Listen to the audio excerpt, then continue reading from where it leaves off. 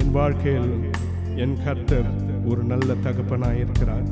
ஒரு தகப்பன் எப்படி தன் பிள்ளைகளுக்கு எது மேன்மையான காரியங்களோ அதை தகப்பன் பார்த்து பார்த்து தன் பிள்ளைக்கு செய்வதை போல நம்மோடு ஆண்டவரும் நமக்கு பரலோகத்தில் தகப்பனாயிருக்கிறார். கடந்த ஆண்டில் எத்தனை நன்மைகளை நாம் ருசித்தோம். இதோ இந்த புது ஆண்டிலும் அது போல நன்மைகளை நாம் எதிர்பார்ப்போம். Thank you Jesus. தகப்பனே, நல்ல தகப்பனே, என்னை தாங்கிடும் நல்ல தகப்பனே,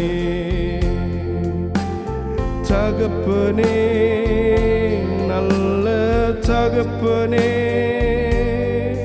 என்னை தாங்கிடும் நல்ல தகப்பனே.